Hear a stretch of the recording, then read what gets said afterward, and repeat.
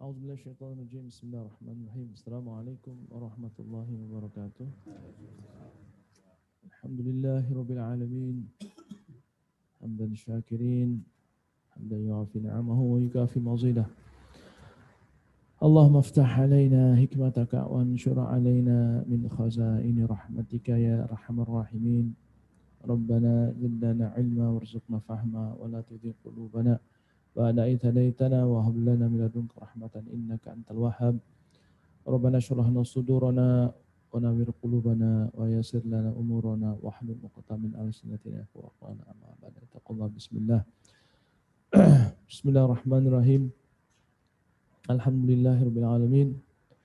Segala puji bagi Allah Subhanahu wa taala, kita serahkan dan kita puji. Selawat dan sanjung kepada Muhammad sallallahu alaihi wasallam. Allahumma shalli wa sallim ala sayyidina Muhammad wa ala alihi washabihi ajma'in wa barik taqullah. Hadirin sekalian, insyaallah kita lanjutkan kajian fikih kita hari ini insyaallah. Sebelum kita lanjut kepada bab yang kita tuju insyaallah, marilah sedikit sejenak kita baca kaidah dan manfaat-manfaat, bonus-bonus yang Allah kasih kepada orang yang menuntut ilmu, khususnya menuntut Islam ya. Rasulullah SAW bersabda, "Man akhraja fi talabil ilmi fa huwa fi sabilillah hatta yarji'u." Maknanya siapa-siapa yang berjalan pergi dari rumahnya keluar khususnya untuk menuntut ilmu, maka mereka itu dalam fi sabilillah, dalam jalan Allah. Juga hadis lain mengatakan, siapa yang bersusah-susah payah untuk menuntut ilmu, maka Allah jadikan jalan-jalan untuk surga dengan gampang. Sallallahu tariqul jannah. Jadi insyaallah saya juga menuntut ilmu ini tidak selesai-selesai. Dari semenjak di Indonesia sampai sini pun belum selesai-selesai. Ilmu belum sampai tujuan, dan belum juga belum cukup ilmu saya, kurang. Alhamdulillah, insyaallah Pak Ustadz Amin juga bisa menambahkan kajian saya insyaallah hari ini insyaallah. Jadi sekalian, pada awalnya bab fikih ini dimulai dengan bab air. Pada umumnya ya, dimulai dengan bab air. Ada juga dimulai dengan bab ilmu atau bab iman misalnya. Tapi pada umumnya ulama fikih ini memulai buku-buku mereka ini dengan bab air. Air itu memang Allah jadikan satu makhluk atau ciptaan Allah yang mana dia itu istilahnya seolah-olah hidup, air itu. Ya, memang sebetulnya air itu hidup. Dengan airlah dunia ini jadi makmur dengan prosper. Nah, dengan airlah dunia ini menjadi indah. Dengan airlah dunia ini menjadi survive. bertahan hidup. Ya. Dan itu sejak Allah ciptakan bumi ini, otomatis Allah ciptakan air. Air itu sendiri memang asalnya dari langit. Wa anzala minas sama'i ma'an, Allah katakan. Jadi air ini berputar sebetulnya di dunia ini. Turun dari langit, naik lagi ke atas. Inilah yang dikatakan dalam ilmu IPA, ilmu pengetahuan alam ini, perputaran air. Dalam Quran ada satu ayat yang betul-betul saintifik. Ayat yang condong kepada ilmu alam. Di sini Allah katakan dalam surah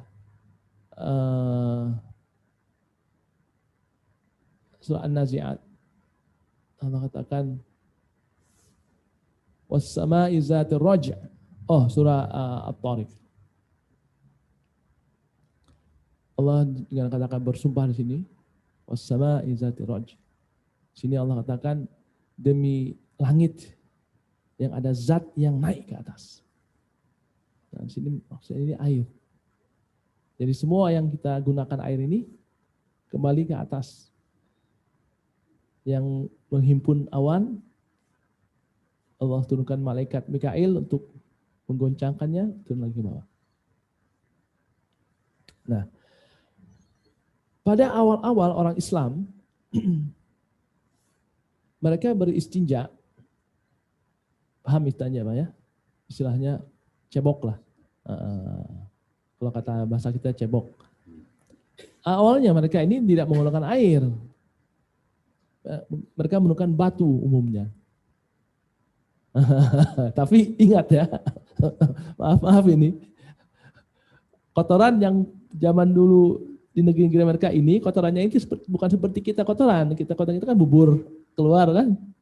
Jadi mereka seperti kotoran kambing begitu. Jadi mudah untuk dibersihkannya pakai batu. Nah, pada awal-awalnya. Memang istilahnya menurut kaidah fikih, kalau tidak ada air, batu pun memadai. Tapi bukan sampai ke derajat sempurna ya, memadai. Di sini kita kadang-kadang nggak ada air pakai tisu. Nah, tapi lebih sempurna lagi air.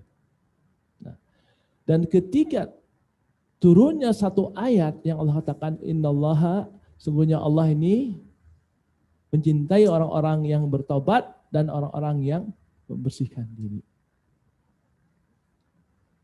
Turunnya ayat ini ketika Rasulullah SAW dalam perjalanannya ke Madinah lalu stop di tempat daerahnya Kuba. Ya Pak, siapa pernah kan? Orang-orang yang ke haji pernah itu. Kuba ini, situ ada satu suku yang membersihkan istinjanya ini dengan air. Nah, disinilah Allah turunkan ayat ini ke Rasulullah SAW. Penganjuran untuk membersihkannya dengan air. Nah, setelah itu Rasulullah juga mulai dengan sahabat-sahabatnya juga mulai dengan bersusah payah mencari air untuk beristinja. Nah, awalnya di sini.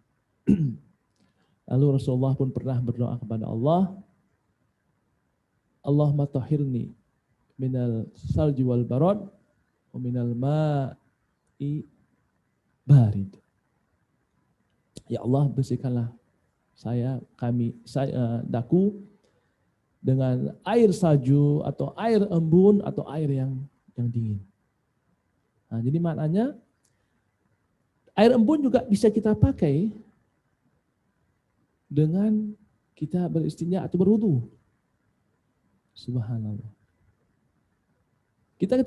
Kita tidak bisa bayangkan bagaimana Rasulullah ini bisa mengambil wudu dengan satu botol air. Subhanallah. Nanti insya Allah kalau ada waktu izin Allah nanti saya demonstrasikan bagaimana Rasulullah SAW berwudu dengan satu botol cukup. Sekarang kita wudu seember. Seember. Saya sering kali melihat Di masjid mana-mana juga. Dia punya kerannya itu dibuka keras-keras itu kan. Subhanallah. Itu sebetulnya hukumnya makruh besar itu. Lupa dengan ayat-ayat yang Allah turunkan dalam Quran ini banyak sekali ayat-ayat ini. Di antaranya Allah katakan al-mubadzirina ikhwanus syayatin. Orang-orang yang mubazir, orang-orang yang selalu wasted ya, mubazir, menyanyiakan dan memboros, orang-orang yang boros. Yang orang yang boros, kata-kata boros yang paling tepat dalam terjemahan mubazir. Orang-orang boros ini adalah ikhwan, maknanya saudara-saudara saya. Tengok. Kanu ikhwanus syayatin. Ya. Jadi di sini kita melihat bahwasanya kita tidak sadar orang-orang yang mubazir ini adalah Allah tuntut di akhirat nanti. Tidak sadar, padahal kata-kata Allah dalam Quran ini betul-betul jitu, to the point. Siapa yang boros? Saudara setan. Semua antaranya. Orang-orang yang tinggal di kayak yang Dubai, di mana mereka punya mobil 7 mobil. Punya 7 mobil. Saya melihat itu di tayangan TV. Dia bilang ini hari Senin mobilnya ini, Selasa ini, Rabu ini.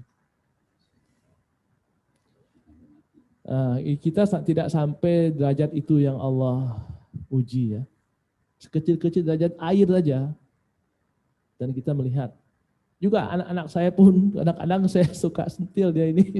Saya bilang, ingat. Bahwasanya Allah ini betul-betul menuntut orang-orang yang boros. Nah, seterusnya juga Allah menurunkan satu ayat dalam Quran yang ini cukup memberi informasi yang sangat canggih tentang air ya. Allah katakan di sini ayat Quran Bismillahirrahmanirrahim. Unazzilu 'alaikum minas sama'i ma'an litahhirakum bihi wa yudhhiba 'ankum rijsam minasyaiton. Nah, di sini Allah katakan dan aku turunkan ke atas kamu dari langit air untuk membersihkan kamu semua dengannya dan juga menghilangkan syaitan. Tengok di sini menghilangkan syaitan. Rijaz syaitan. Di sini dikatakan bahwa kotoran kita ini ada 2 macam kotoran. Satu kotoran fisik yang kita lihat, dan kedua kotoran spirit yang dari setan.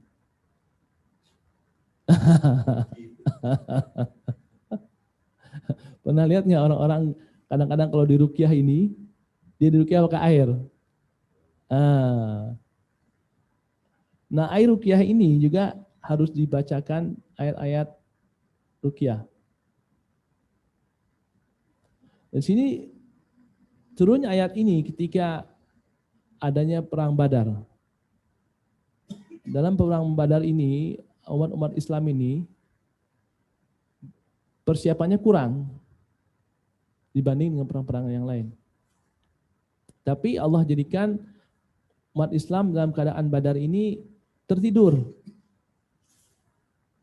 Capek, lelah, kotor, tertidur. Setelah tidur, akhirnya Allah bangunkan dan Allah turunkan hujan sangat lebat. Dan disinilah ayat ini turun dengan keadaan umat Islam ini bersih fisik dan spirit.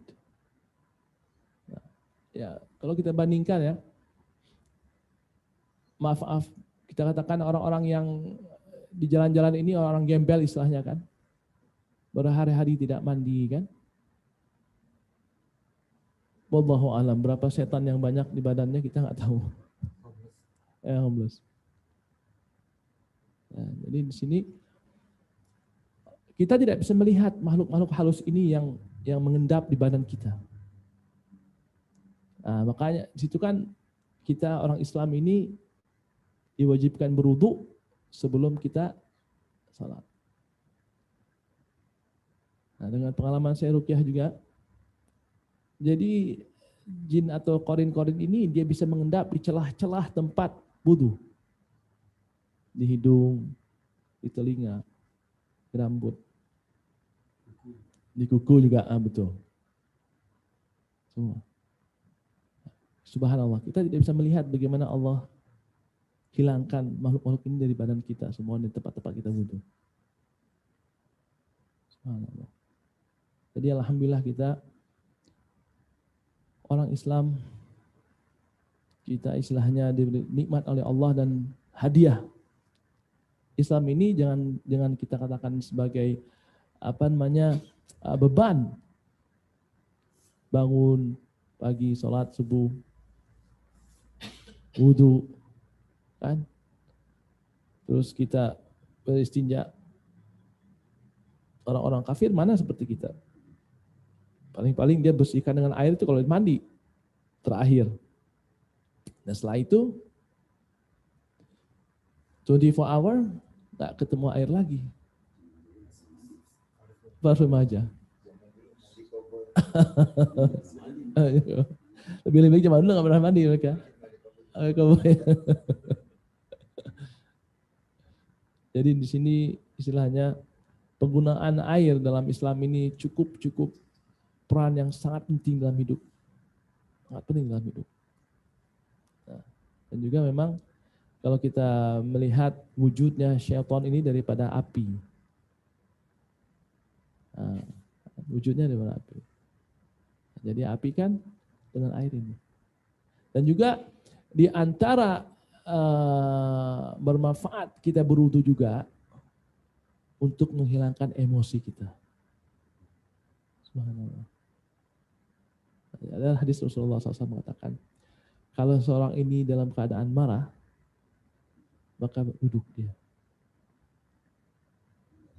Kalau enggak juga terlentang. Ya enggak mungkin orang marah terlentang kan. Pun akhirnya pun wudu bisa menghilangkan emosi dan amarah kita. Coba kita pikir kalau kita sedang marah ini langsung kita lari berwudu kan, setidak-tidaknya kita ingat kepada Allah dan berdoa kepada Allah. Disinilah kehebatannya air dalam kehidupan orang Islam ini. Jadi bukan hanya memberikan kita gizi, nutrisi untuk badan, juga menjadikan kita fisik kita bersih dan jiwa kita bersih.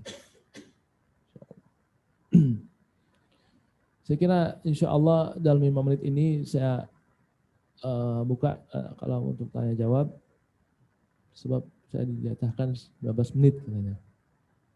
Insya Allah. Ada pertanyaan?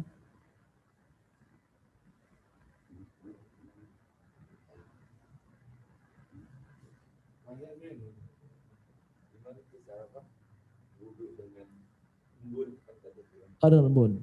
Iya. Dengan embun, dia itu basicnya, dasarnya itu basuh. Dasarnya basuh. Jadi bukan disiram. Tidak. Kalau tayamum tidak sama dengan wudu. Tayamum ini hanya cukup anggota badan, muka dengan tangan. Itu pun berbeda pendapat. Ada mazhab mengatakan sampai pergelangan tangan, ada sampai siku.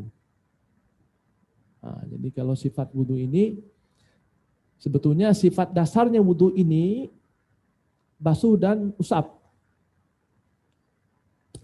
Diusap atau dibasuh. Nah, dengan umbur ini kita ginikan, kita usap begini. Biasa, iya. Nah, kumurnya ini kan tidak menjadikan satu wajib, sunnah. Jadi perkara ini, insya Allah kita akan sampai ke perkara wudhu, apa yang wajib wudhu, apa yang sunnah wudhu. Nah, di antara yang wajib tangan, muka, di ini tidak kuping sunnah. Begini rambut begini, baru kaki. Sunnah, mulut juga sunnah. Tidak, ini wajib sampai kemarin. Sampai wudhu.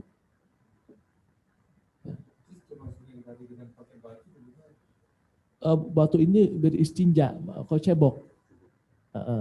Pada awalnya orang Islam ini dia cebok dengan batu awal-awalnya.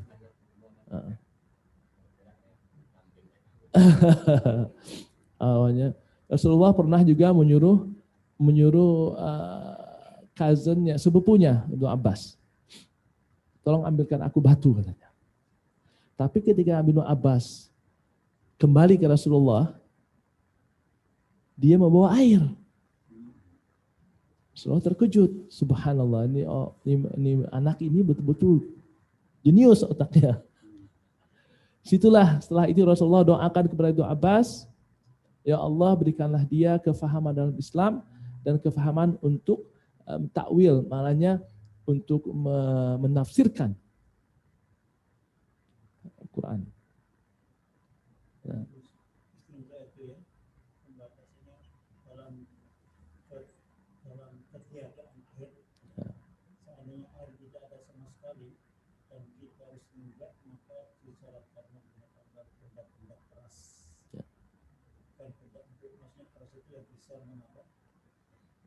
Membersihkan pada saat kita ada air. Kemudian kalau tayamum, kalau untuk wudhu diganti dengan tayamum, kalau istinja diganti menggunakan barang-barang yang itu dengan batu, karena di sana tidak ada selain kalau di sini kan sekarang paper, itu sah dalam kalau tidak ada air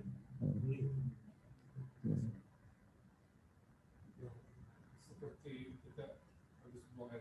Tidak ada air. Iya. Itu memadai, tapi tidak sempurna. Tapi kalau kita sholat termasuk itu sebetulnya kalau ada air harus. Ada air itu nggak apa. Ya. Sah itu. Iya, masalahnya kalau airnya ada air tapi kan airnya di. Oh tidak itu. Ya, tidak. Iya. Kalau air ada yang kita lihat. Iya. Nggak bisa. Ya makanya sekarang alhamdulillah sebetulnya kita ini sebetulnya kalau dalam perjalanan dimanapun juga di Australia khususnya ya, kita bawa botol kosong di mana kita berada.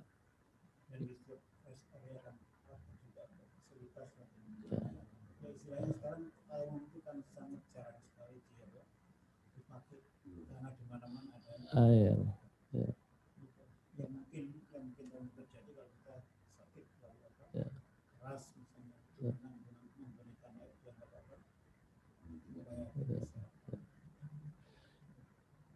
Juga seperti ini, kalau kita berwudu, kalau kaki kita wajib. Iya, itu memang ada kebolehan. Nah, jadi begini, hukumnya untuk mengusap di atas kaos kaki atau sepatu ini, kalau dalam perjalanan, misalnya kita pergi ke Canberra misalnya lah, kita boleh menggunakan kaidah-kaidah ini dengan 3 hari 3 malam. Dalam perjalanan. Itu ada pendapat. Ada pendapat. Kalau bekerja juga ya. Boleh. Betul. Orang Arab iya. Pertama nggak bisa yakin juga, tapi kalau lama bisa juga kita buka sepatu. Iya, betul. Iya, jadi begini. Syaratnya apapun yang kita pakai harus menutupi mata kaki. Apapun syaratnya. Entah itu kaos kaki atau sepatu. Tidak. karena tidak membasuh di atas celana. Kita tidak mengusap di atas celana, maaf.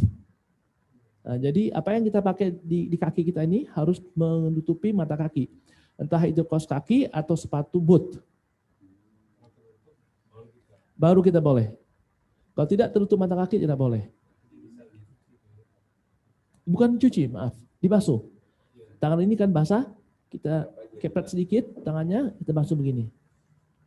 Di atas sekali, bukan di bawah, di atas sekali.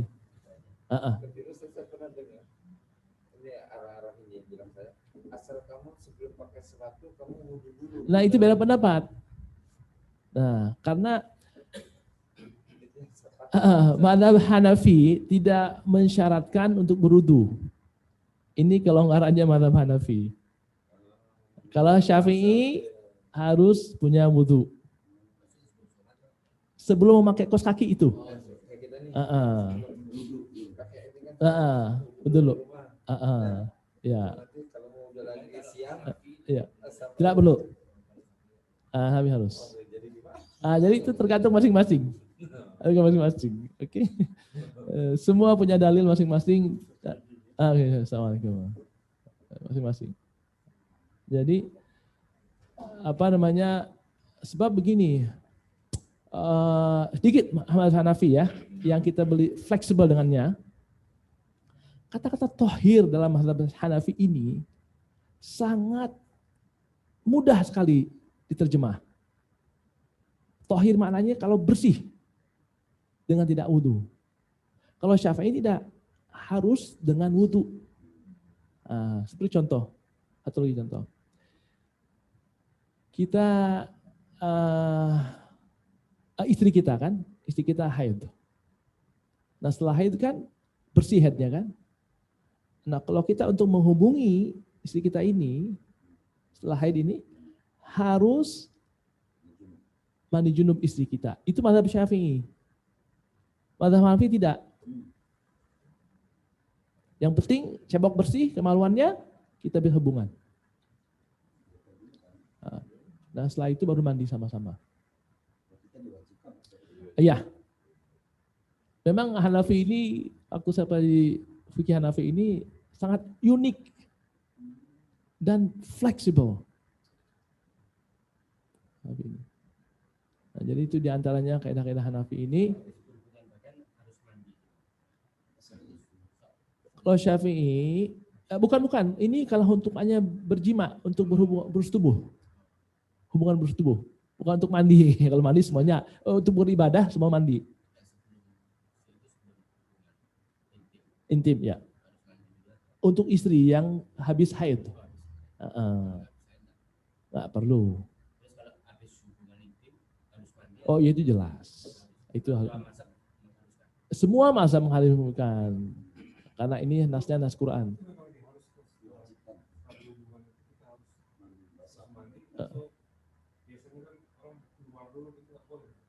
Itu makruh saja. Karena saya dengar ya. apa air mani itu bukan najis ya.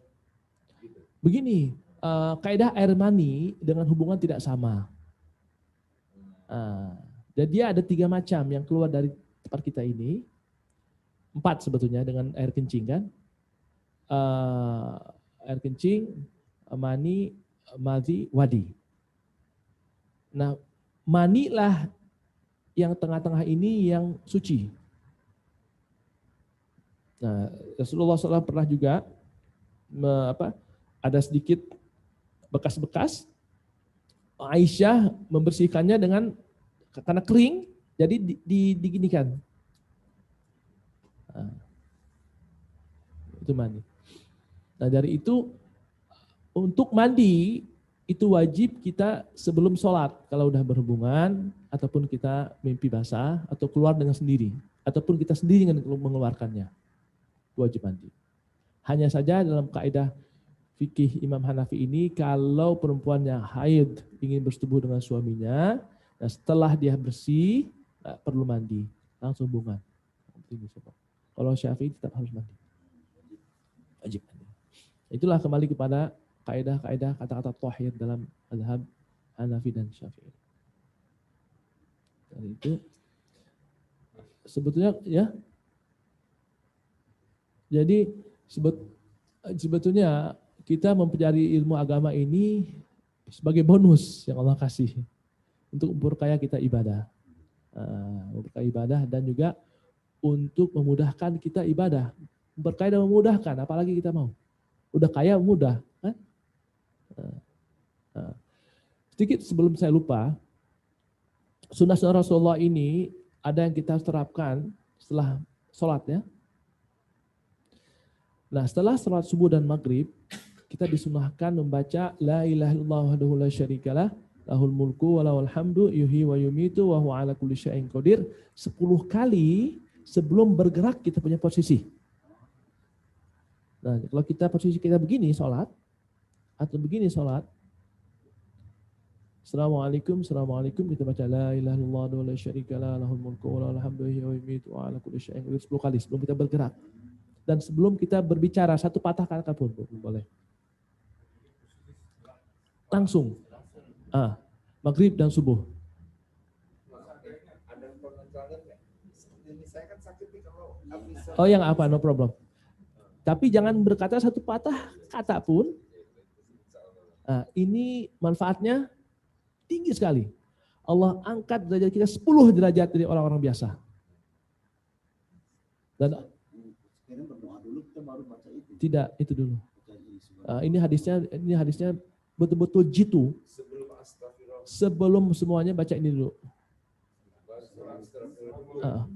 Langsung. Jangan bergerak. Ini kan ketika ini aja nih, astagfirullah 3 kali, baru ini. Boleh juga, cuman kaidah ini lain maghrib dengan subuh. Jadi sebaiknya dulu nomor 1 ya. 10 kali. Oh no. 5 kali maghrib, 10 kali maghrib, 5 kali subuh. Tidak, dua-dua ada 10. Udah 10. 10. Karena nanti saya bawa hadisnya ya. Diterangkan hadisnya dan kita baca harfiah hadisnya. Jadi ini Allah angkat derajat kita ini selama hari itu, kalau kita baca subuh, selama hari itu sehari-hari Allah angkat derajat 10 derajat orang biasa. Dan juga Allah kerahkan kita seperti memerdekakan 1 budak. Dan 10 kebaikan Allah wujudkan pada hari itu dan 10 kejelekan Allah hindari. Nah itu maghrib. Subuh. Kalau kita maghrib, selama malam itu, Allah angkat derajat kita dari 10 derajat. Kalau seumur hidup, ya seumur hidup kita. Saya waktu di Indonesia, di pesantren, kita baca sama-sama. Ada maghrib dan subuh. Ya sama-sama. Iya. Ya. Langsung. Kita angkat begini aja. Enggak, maksudnya bergerak posisi duduk aja. Duduk aja. Tapi dengan case seperti Bapak ini, ya karena sakit, yang boleh bergerak, tapi dengan syarat tidak berkata satu patah kata pun. Nah, orang salam gini aja. Dan setelah itu kita jawab salam. Sebenarnya Rasulullah pernah juga tidak menjawab salam sehingga wudhunya selesai. Rasulullah dalam keadaan wudhu ini, yang wudhu dia jawab salam. Habis wudhu dia bawa waalaikumsalam. Iya. 10. Tapi kalau ingin lebih lagi 100 kali. 100 kali. Iya. Kalau 100 kali satu hari ini baca ini, seolah kita memerdekakan 10 budak belian. Dari itu coba kita mulai terapkan maghrib dan subuh. Karena Allah angkat dari 10 derajat lumayan. 10 derajat orang biasa lumayan.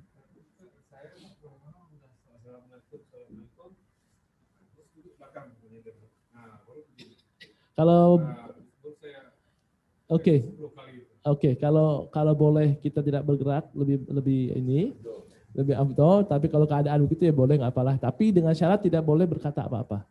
Itu dulu. Iya.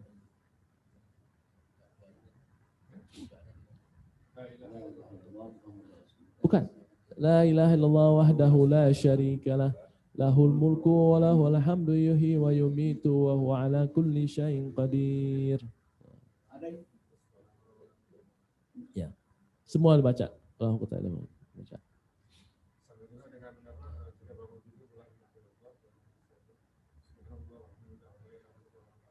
Iya boleh juga. Dan kalau kita mau masuk ke rumah, kalau sekarang alhamdulillah setan-setan diborgol oleh Allah kan. Nah, ini kita harus paham. Setan yang diborgol pada Ramadan ini setan-setan yang liar. Yang liar. Jangan salah, ini menurut alhamdulillah pengalaman saya ruqyah ini. Kalau kita mau keluar rumah, Iya. Ngamal aja ada aja. Iya, kenapa?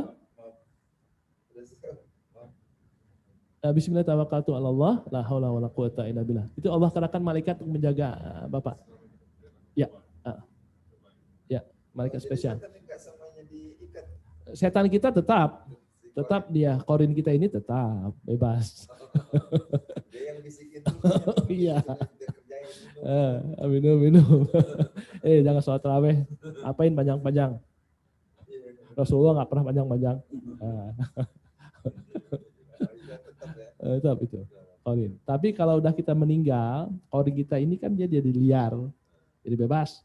Ramadan borgol. Memang istilahnya ada hadis-hadis juga yang tidak Rasulullah terangkan. Ulama-ulama lain, makin lari setan makin banyak. namanya korin setan ini lebih dari manusia di Indonesia ini. Ajalnya juga kan. Tidak, ajalnya kiamat nanti. Oh, semuanya. Mereka hidup sampai kiamat. Kiamat. Yang meninggal jin. Oh, iya. Itu pun dia punya umur panjang sekali. Ada yang 2000 tahun, 3000 tahun. Oh, jadi korin tuh ya jadi 5 billion, 7 billion, 10 Yes. billion, Ya. double apa ya. Iya. Contoh kita semua Allahu Akbar, itu masuk di setan. Ya. Ingat Ya, semuanya. ya, langsung.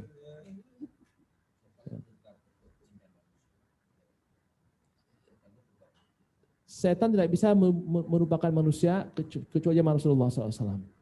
Zaman Nabi pernah setan merupakan manusia. Setelah Nabi Muhammad itu dilantik dan Rasulullah meninggal dunia, tidak Allah kasih permisi setan-setan ini untuk menjelma sebagai manusia. Oh, jadi kita nggak pernah bisa ngomong sama setan, misalnya setan berbentuk orang nggak ada ya? Tidak.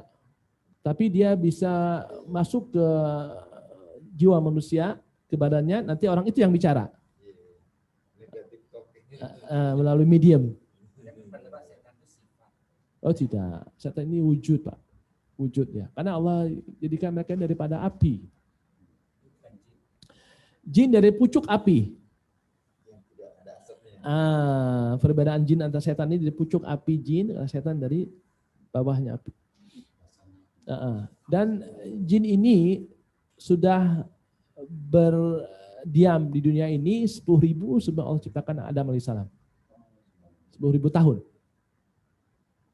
10.000 tahun mereka sudah menduduki dunia ini. Jin-jinnya ini.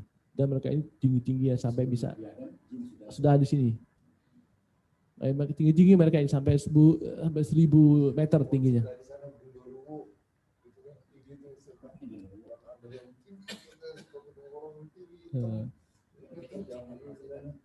Beda. Jin ada yang Islam, ada yang ke haji. Setan tuh korin ya. Korin. 99% ini. Tapi kok, oke, sama-sama. Waalaikumsalam.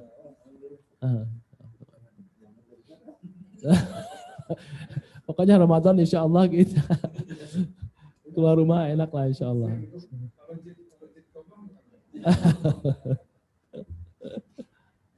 Subhanallah, bismillah, alhamdulillah, asyhadu an la ilaha illallah, subhana rabbika rabbil izzati amma yasifun, salamun alal mursalin, alhamdulillahi rabbil alamin. Ini